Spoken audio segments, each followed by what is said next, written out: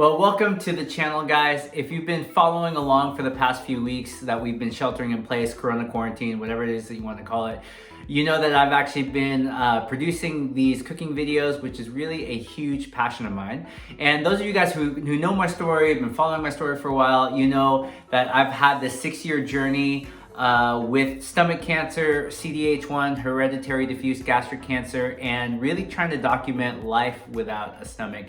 And so there are people from the community on Facebook or on YouTube who kind of follow along who are just asking the question, how do I live life without a stomach? And in my last video, which is a steak video, which you guys should totally watch, I got a comment actually around producing a video about how I continue to stay fit and also my diet without a stomach. First of all, I am probably not the most fit person to be able to tell you how to continue to stay fit. There are definitely people who are way more fit than me that are part of the stomachless community. There are people who are bodybuilders who are lifting a ton, maybe even hitting some PRs, which is pretty amazing. There are people who are triathletes who are killing it, marathoners, running 26.2 miles.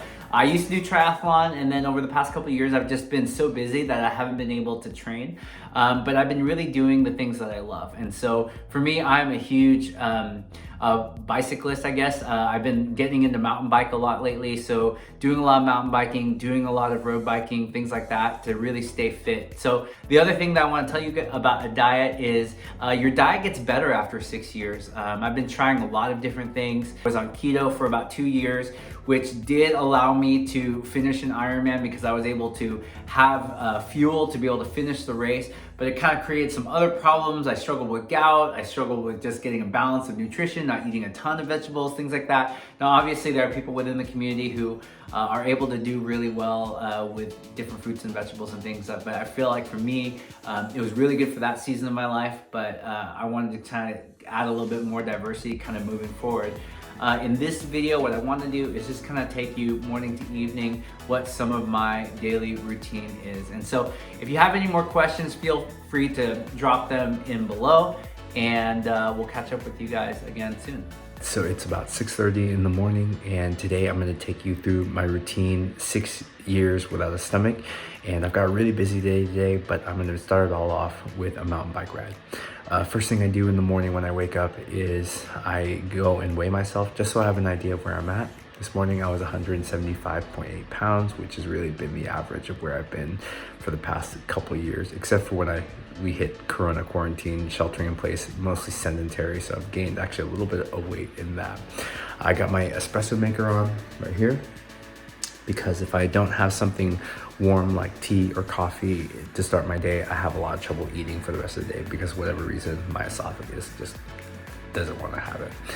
I also start off my day every morning doing 50 push-ups with just my body weight as a way of keeping up some of my body mass and stuff like that, and just to stay in shape. So let's go ahead and do it.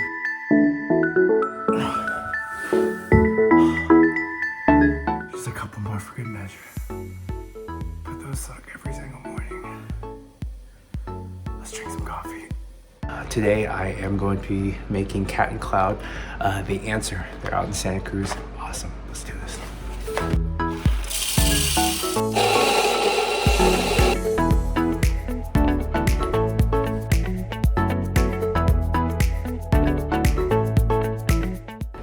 Salute. Here's to one more day without a stomach.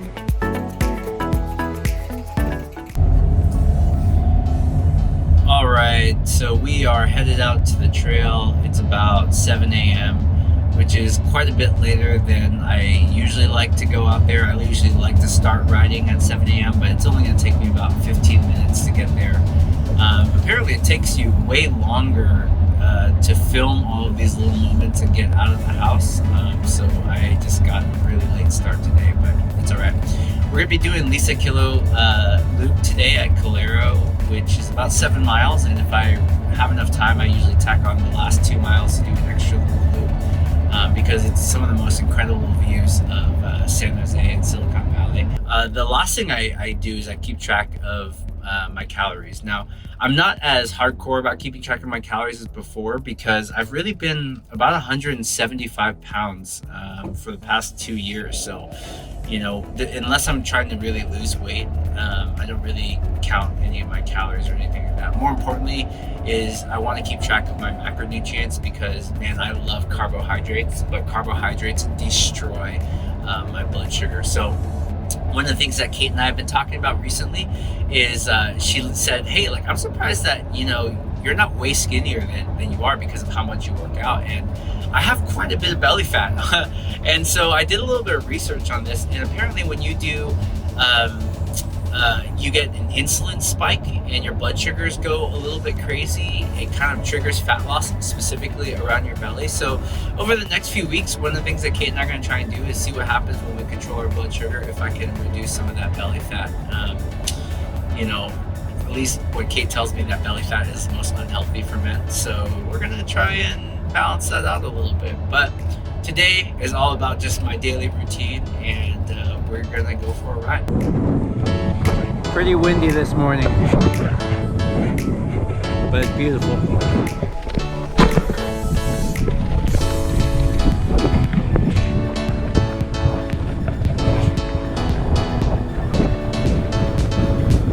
The first part of this ride is all climbing, but that means the backside of this mountain is going to be a lot cool descending.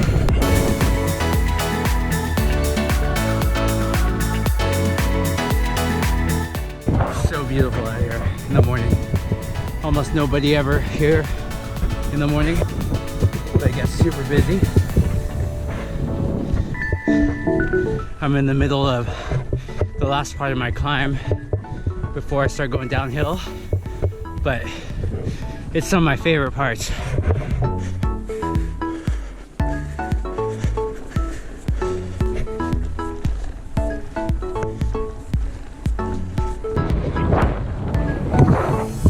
I just finished that descent. You see it behind me here. Awesome. And now kind of get to do the easy coast back home.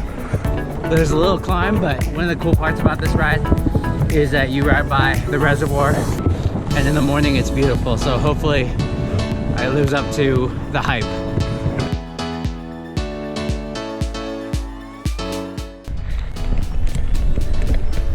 Okay, so I finished my loop and I had just enough time to add on my little mini loop, which has some of the best views of San Jose.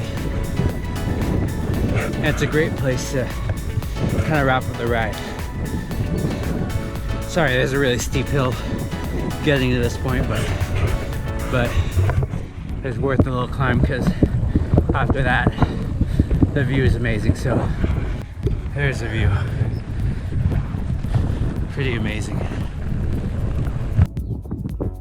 Okay, so I just finished my ride. It took me about 55 minutes and ended up burning 777 calories, and I still had a little bit of time left, so I'm gonna go drop off my bike and get ready to meet with my boss. But hopefully you guys enjoyed some of the incredible views this morning from my ride just behind me.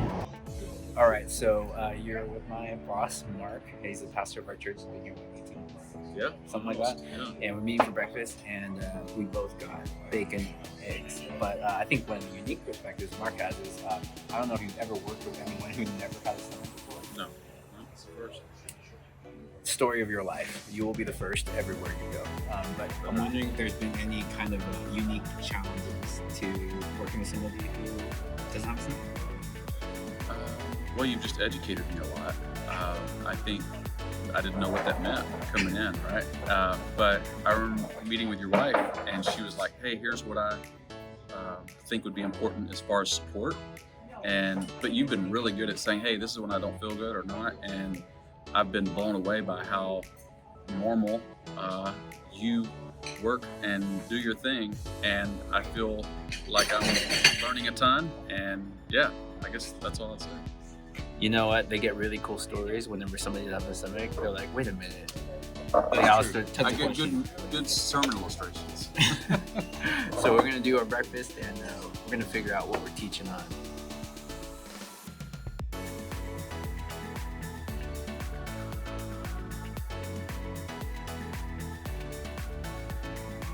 Well, I wrapped up my last meetings for today and I'm gonna be getting ready to go to make dinner here in a little bit. But a couple of things that you didn't get a chance to see today is that after almost every meal, I check my blood sugar. A Freestyle constant glucose monitor, which you can kind of see right there. When I eat carbohydrates, it spikes my blood sugar way up and it helps me to catch on the way down before I have some kind of crash. The other thing that you saw me on my meetings is that I was drinking some kombucha, and I typically do not like kombucha at all, but it's got some probiotics in it to help my my gut a little bit, and so far it's really kind of helped my digestion.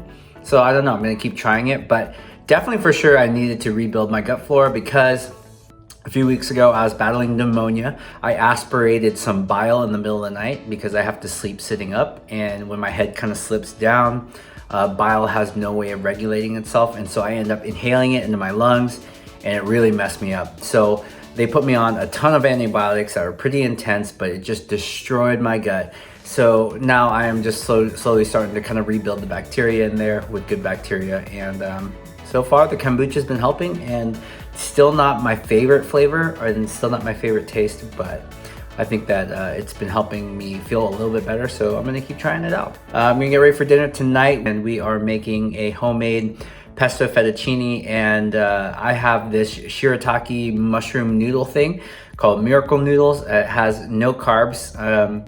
Took a little while to get used to the flavor. It doesn't really have a flavor, but you know, it does the job, and really, honestly, the best part is the pestos. Well, I hope that you guys enjoyed this video and that you found it helpful for you. But I think if you are stomachless or you know somebody else who is stomachless going through the stomach cancer journey, my encouragement to you is just keep doing the things that you love. If you love swimming, you love biking, make sure that you do those things and keep them in balance with your family. You know, best wishes to you guys, and most of all, enjoy your life, love it, because it is way too short. And if there's one thing I learned about 6 years living without a stomach, I think would be that, is love life, love the people around you.